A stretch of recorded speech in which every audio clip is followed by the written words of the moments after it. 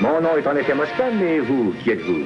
Je suis le signor Volpone. Au départ, c'était une pièce de théâtre, tu sais. De quoi? De théâtre. De qui? De Ben Jonson. Le dopé? Mais non, pas lui, un autre. Son frère? Oui, voilà. Et ça s'appelait Volpone ou le renard. De Renoir? Les arnaqueurs du 17e, Volpone, mercredi 13h30 sur la 5e.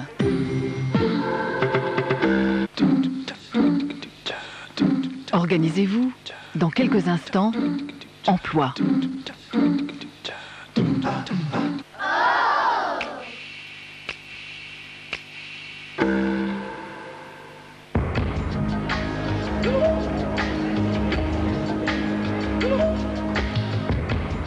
J'ai été très touchée par le drame de Furiani, comme celui du sang contaminé. Et c'est très touchant de voir que des gens qui sont soi-disant responsables, on les élit pour ça, c'est leur job, manquent complètement de responsabilité et c'est un peu effrayant quand on voit ce qui s'est passé. Les gens qui sont au chômage, ils peuvent pas prendre des tickets, vous savez, ils peuvent pas prendre des tickets pour je veux dire, se transporter, aller à des endroits, chercher du travail, tout ça. Et moi, je veux dire, ce qu'ils devraient faire carrément, c'est trouver un système que pour ces gens qui sont au chômage, qu'ils puissent prendre le métro sans prendre une amende et pouvoir circuler librement dans le métro. Je parle des gens qui sont vraiment au chômage, hein. Parce que ces gens-là, je veux dire à la limite, par rapport aux ressources qu'ils ont, comment ils font justement pour aller chercher du travail. Déjà qu'ils n'ont pas assez, s'il y a le loyer, il faut payer, et puis ainsi de suite. Je vois pas comment ils font pour payer un ticket de métro, et puis les amendes qui arrivent par-dessus, je trouve ça vraiment dégueulasse. Quand on voit comment peut vivre un pays, quand on y paye des impôts, je dirais même si c'est relativement lourd, il me paraît nettement plus intéressant de voir tous les avantages que ça peut créer par rapport à des pays sous-développés comme le pays où je vis, Madagascar. Le problème, si vous voulez, c'est qu'actuellement on est en train de s'attaquer à beaucoup d'acquis sociaux. Et j'ai l'impression, je vois dans mon travail, les collègues voient ça comme une fatalité. Alors plutôt que de se regrouper, de se serrer les coudes et de contrer les mauvais coups, on accepte tout ça en se disant bon, finalement on n'est pas trop mal, on a un travail par rapport à la personne qui fait la manche dans la rue. Et moi-même, ma réaction, j'ai jamais été syndiqué, donc ça fait 12 ans que je suis dans la fonction publique, j'ai jamais voulu entendre parler de syndicat, et je pense que je vais me syndiquer.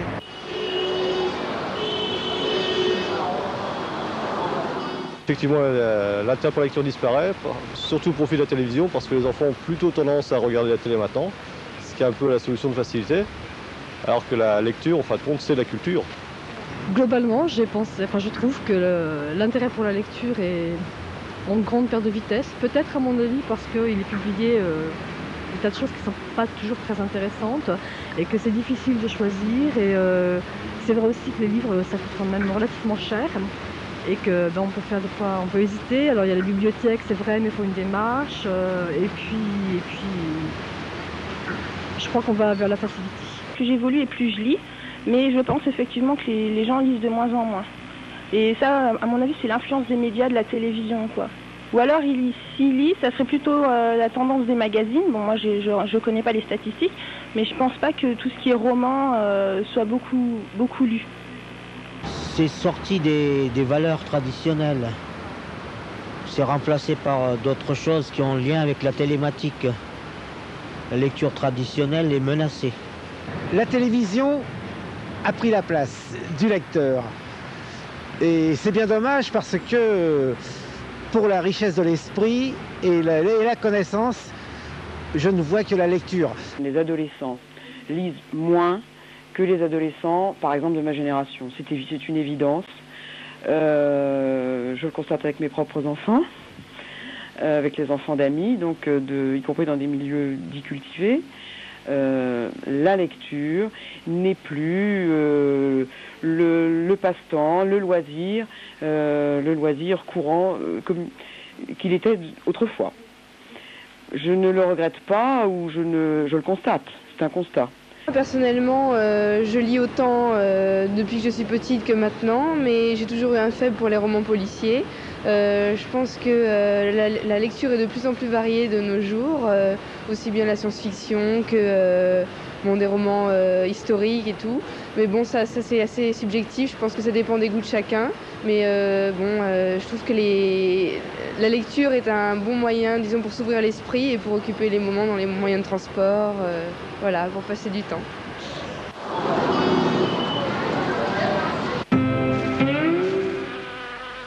Hey, tu seras où pour le réveillon de l'an 2000? Mais qu'est-ce que tu veux que j'en sache? T'as réalisé au moins qu'on changera de siècle et de millénaire.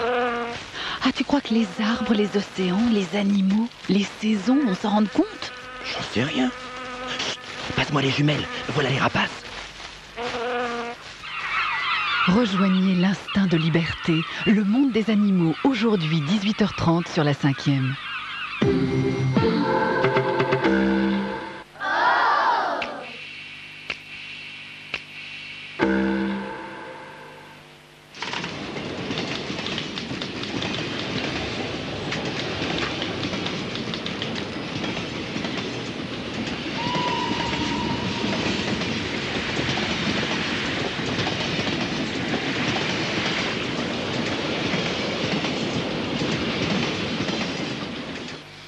Je dirais que c'est un héros, avec tout ce que vous savez, vous connaissez la très belle pièce de Bernard Shaw, le héros et le soldat, n'est-ce pas? Le héros est ridicule, le soldat est admirable, n'est-ce pas? Bon, il est quelquefois ridicule, souvent admirable. Je crois que c'est une bonne définition du héros. Malraux, puisque c'est lui, dans cette vie fiévreuse qui fut la sienne, a eu maintes fois l'occasion de se comporter en héros. Mais son heure de gloire demeure la guerre d'Espagne, ce tournant du siècle. En s'engageant aux côtés des Républicains en lutte contre les troupes de Franco, il a fait suivre, contrairement à bien d'autres, les paroles et les écrits par des actes. Certains doutèrent qu'il ait vraiment volé et participé à des missions. Ils ont eu tort. Malraux, commandant de bord et navigateur, bien que dépourvu de la moindre expérience aérienne, accomplit sans conteste de nombreuses missions de combat. Mais il n'est pas comme ses cousins littéraires Hemingway ou Kessel, un personnage physique qui en plus raconte des aventures réelles ou imaginaires. Il est un pur intellectuel qui souvent traversa le miroir pour passer du rêve à l'action. Sa carrière d'aventurier commence par une histoire invraisemblable qui, aux fans de cinéma, rappelle irrésistiblement quelqu'un.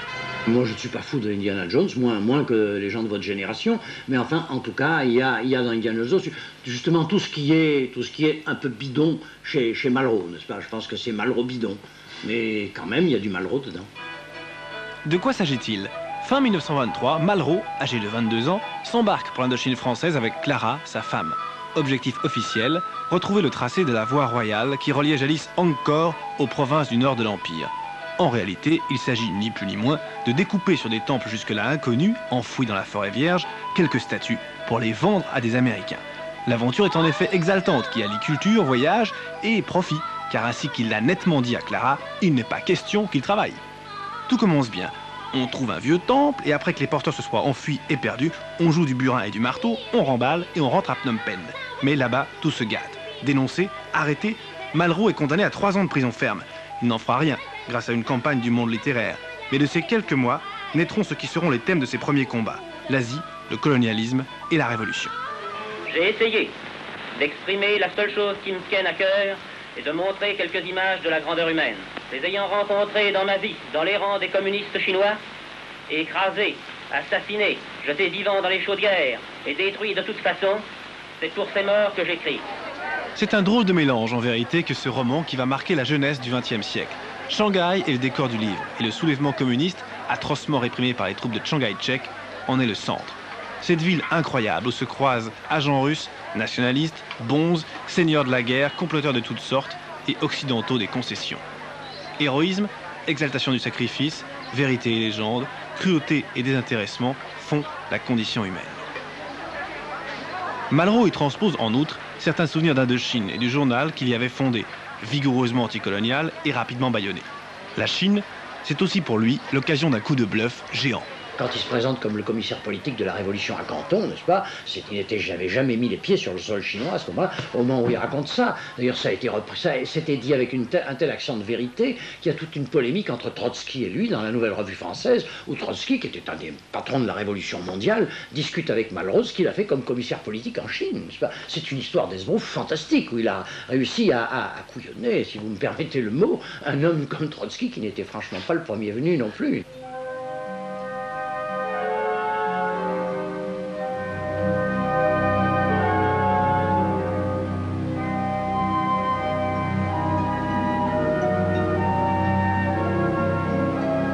C'est un homme qui est entré dans tous les grands incendies de l'histoire et qui s'y est brûlé jusqu'à l'os. Bon, le siècle s'y est prêté, mais il n'a jamais hésité, il est parti, il a donné de ses forces et de sa personne, il l'a fait avec une grande part de théâtre, c'est vrai, on le lui a reproché, mais il faut faire du théâtre aussi dans ces cas-là peut-être. Son premier combat, il va le mener en Espagne. En février 1936, le Front populaire a gagné les élections, mais dès juillet, sous les ordres de Franco, c'est le soulèvement militaire qui part du Maroc espagnol et gagne la métropole tout entière. Le gouvernement décide alors d'armer le peuple. La guerre civile a commencé, elle va durer 3 ans. Malraux, qui participe depuis 1933 à toutes les luttes théoriques contre les fascismes, passe cette fois-ci à l'action. Il arrache au gouvernement français une vingtaine d'appareils, ce sera la seule aviation républicaine au milieu d'une nuée de chasseurs allemands de la Luftwaffe ou italiens venus à l'aide de Franco. Dans ces appareils de fortune, où on jette parfois les bombes depuis les fenêtres, Malraux anima son escadrille et paya de sa personne amplement. Lors d'une opération dangereuse, par exemple, un de ses hommes le trouva dans la tourelle, déclamant du Corneille. La culture, toujours. L'espoir, pour beaucoup, c'est son plus beau livre. C'est en tout cas un des plus grands reportages romancés de l'histoire. Ce sera, avec Sierra de Teruel, le film qu'il en tirera et tournera lui-même au milieu des combats, la deuxième manière qu'utilisera Malraux pour convaincre et combattre. Après avoir lutté aux côtés des brigades internationales qui sauvaient l'honneur des démocraties occidentales, il mettra ici tout son talent au service d'une cause et de valeurs qu'il juge universelles. Il avait quelque chose d'étonnant, c'est le sens de la transcendance. Je ne dis pas que c'était un catholique ni un chrétien, mais c'était un homme qui avait le sens de Dieu. Je dirais quelque part, on allait toujours vers ce qui en l'homme dépasse l'homme. Ça, c'était très très étonnant. Alors, vous savez, c'est des fous. Non, mais je veux dire, c'est pas du tout que je le statufie, mais c'est sûrement un des hommes qui a le plus compté dans ma vie. À cause de ça, peut-être. Ce sens de la fraternité, ce sens de la transcendance de l'homme.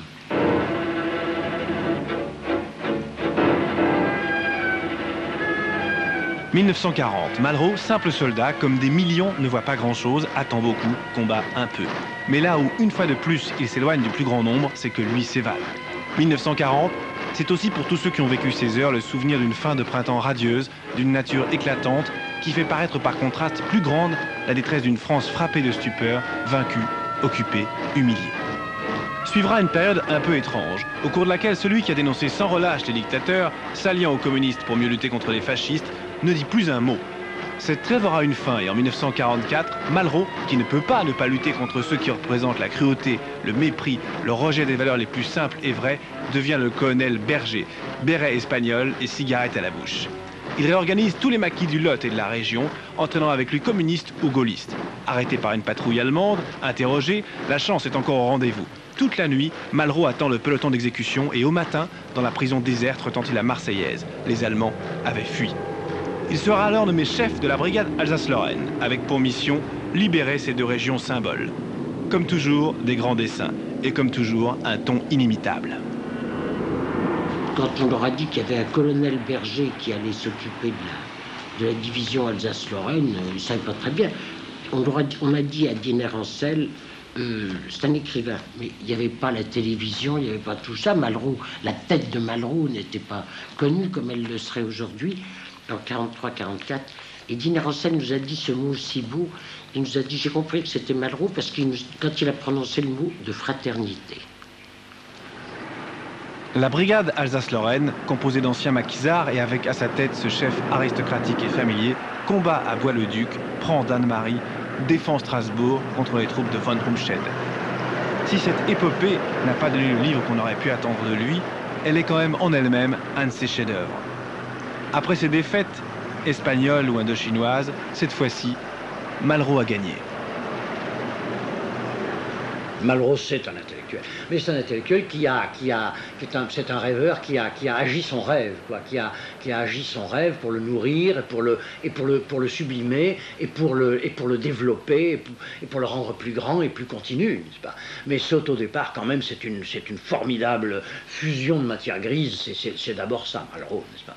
Hors norme, il le sera toujours, cherchant parfois dans la drogue des sensations nouvelles, côtoyant des intellectuels de toutes tendances, comme ici Paul Valéry, écrivant, parfois avec emphase, toujours avec lyrisme, des histoires d'art ou d'homme, ce qui au fond est la même chose. Est-ce qu'il n'a pas incarné si fort son époque, qu'il va être marqué par son époque et qu'il risque peut-être au XXIe siècle, au XXIIe siècle, d'être trop typiquement du XXe siècle pour pouvoir traverser les âges. L'art est pour lui plus qu'une passion, une évidence. Personne comme lui ne sait parler de la Haute-Égypte ou du cubisme. Quand j'entends le mot culture, je sors mon revolver, disait le nazi von Schirach. Tout est bien lié donc. Il avait la puissance de la découverte, si vous voulez, le fait de relier entre deux choses qui n'ont apparemment aucun rapport, la guerre d'Espagne et la mythologie grecque, enfin des choses auxquelles vous ne pensez, auxquelles personne d'autre ne pensait, et que lui relier d'un coup d'une façon absolument saisissante, et ça donnait des éclairages sur les œuvres d'art, ça en a donné certaines. Quand on est homme de culture, qu'on a un peu soif de pouvoir et qu'on admire un grand homme, on devient ministre de la Culture. La France est la France lorsqu'elle assume une part de la noblesse du monde. Au ministère, une idée force, faire partager les merveilles du monde au plus grand nombre. Un moyen, la création des maisons de la culture. Moi, je ne l'avais jamais rencontré, mais j'avais beaucoup de respect pour lui. Et je répète, pour les gens qui étions nous étions des rebelles, nous étions des insurgés, nous étions en révolte contre la société établie, contre le système universitaire, contre les maisons de la culture aussi, contre tout ce qui était le théâtre établi, les institutions établies.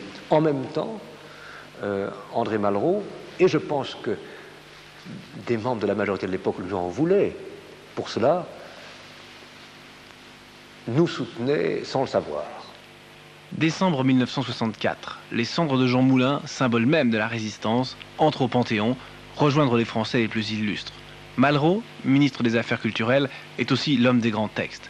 Les mots sont forts, la voix se plie et se tord, mais ce n'est pas un simple effet de style. L'émotion et le souvenir sont là, bien réels, pour que les anciens n'oublient pas, pour que les jeunes sachent. Comme Leclerc entra aux Invalides, avec son cortège d'exaltation dans le soleil d'Afrique, entre ici, Jean Moulin, avec ton terrible cortège. Avec ceux qui sont morts dans les caves sans avoir parlé comme toi, et même ce qui est peut-être plus atroce, en ayant parlé. Pour le second tour des présidentielles, M. François Mitterrand a jeté toutes ses forces dans la bataille. Quant au général de Gaulle, s'il n'a présidé lui-même aucun meeting, il a été soutenu devant l'opinion par ses ministres, contrairement à ce qui s'était passé lors du premier tour. L'atmosphère des grands rassemblements politiques a reparu au Palais des Sports, où avec une ardeur passionnée, M. André Malraux a mené une des contre-attaques les plus percutantes contre le candidat de l'opposition. Why don't we do it in the road? Why don't we do it in the road? Why don't we do it in the road? Mai 68, Paris est dans la rue. On parle d'imagination au pouvoir, d'illusions lyriques, autant de thèmes qui ne peuvent que plaire à André Malraux, ancien révolté et éternel jeune.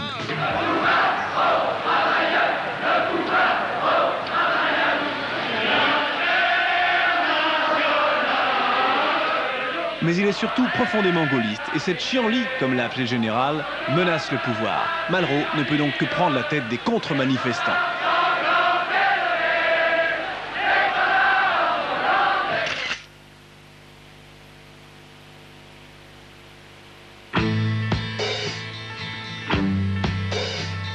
Pour agir, mieux vaut être ministre que discuter le coup au café de Flore, dira Malraux. Et il agira beaucoup, voyageant sans cesse, rencontrant les plus grands qui feront le casting des anti-mémoires. Ou encore en blanchissant les monuments de Paris, en accompagnant la Joconde en visite aux États-Unis, sans cesse inlassable baladin, héros de la culture française et curieux des autres. Il voyage beaucoup, même parfois au Conseil des ministres, dira plus tard de Gaulle. Malraux vous éclaboussez, vous étourdissez et vous bégayez d'admiration, mais avec peu d'éléments de réponse. C'est pas quelqu'un de beaucoup plus considérable que moi, André Gide, l'a dit bien avant moi, et beaucoup d'autres l'ont dit aussi. Malraux avait un côté formidable lumière froide. C'est un homme qui avait un grand appétit de grandeur, n'est-ce pas, qui voulait faire des choses grandes. Échanger le cours du monde, tout simplement, comme on doit en avoir envie quand on a 20 ans, d'ailleurs. Et lui, ça a duré.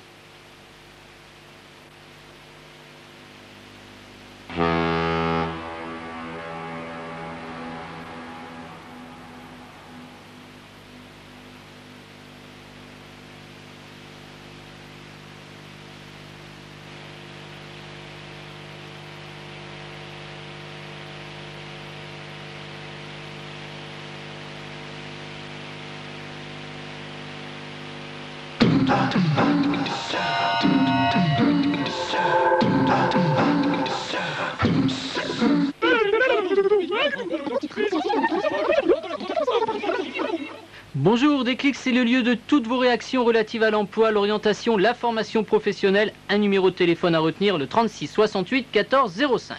On retrouve maintenant Raphaël, 20 ans. Pour être un bon vendeur en informatique, il faut d'abord être un bon technicien. Raphaël a son BTS informatique, mais comment devenir un bon vendeur? On l'écoute, il vous donne la solution. Salut, je m'appelle Raphaël, j'ai 20 ans. Après un BTS en informatique, j'ai décidé de me lancer dans la vente informatique pour avoir une spécialisation. Par l'intermédiaire d'un service Minitel sur lequel j'avais laissé mon CV, une école de formation m'a contacté. Je suis maintenant en contrat de qualification en force de vente. Ça m'intéresse beaucoup. L'entreprise me considère comme un véritable employé et non comme un préposé aux photocopies. Le personnel m'a très bien accueilli et me fait entièrement confiance. J'apprends énormément de choses. La pratique, il n'y a rien de mieux. J'ai appris plus en un mois que pendant 5 ans. En plus, je suis rémunéré et du coup, j'ai pu prendre un studio. Je suis maintenant beaucoup moins inquiet pour mon avenir. Je vous assure, le contrat de qualification, c'est vraiment bien. Alors réfléchissez bien à ce dont vous avez envie et lancez-vous.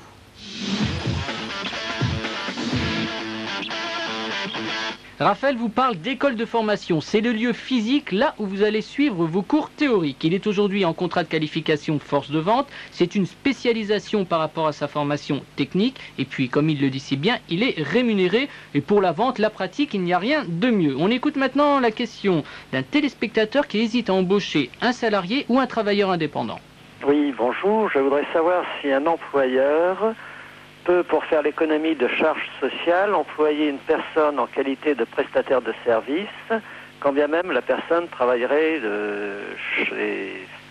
chez l'employeur toute la journée, tous les jours. Voilà ma question. Donc, peut-on employer en tant que qualité de travailleur, d'employeur, une personne en qualité de travailleur indépendant, prestataire de service, pour éviter d'avoir à payer des charges sociales? Merci.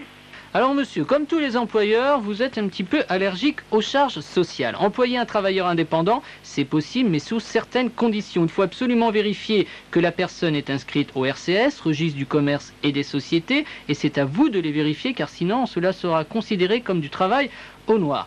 Attention seulement, si cet indépendant travaille en exclusivité pour votre société, dans vos bureaux, s'il respecte les horaires de la société, utilise le personnel et les moyens logistiques de la société, l'URSSAF risque de vous tomber dessus et de reclasser ce travailleur indépendant en travailleur salarié classique avec pour vous des rappels de cotisation. Donc prudence pour employer un travailleur indépendant. Toutes ces informations, ces questions, ça vous concerne tous. Composez le 36 68 14 05, vous retrouvez toutes les réponses.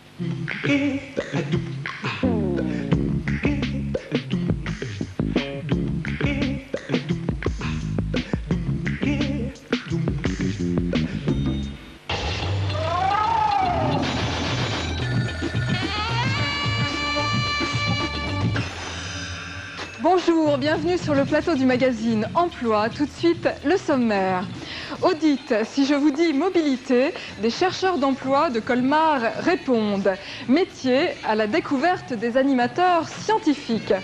Action, l'initiative d'Altar, ou comment faciliter la vie des parents et en plus créer des emplois. L'édito, aujourd'hui signé Bernard Brune, autour des parcours d'insertion. Notre invité, Guy Aznard, bonjour. Vous êtes sociologue, vous êtes aussi conseil en entreprise. On peut dire que votre dada, c'est la créativité sociale. Vous avez d'ailleurs écrit un livre sur la créativité dans l'entreprise et vous vous êtes plongé sur les problèmes de l'aménagement du temps de travail. Votre dernière parution, c'est le répertoire 94 des innovations temps de travail. Mais en fait, vous êtes intéressé depuis très longtemps à toutes ces questions. Vous avez écrit Tous à mi-temps, ça date de 1981.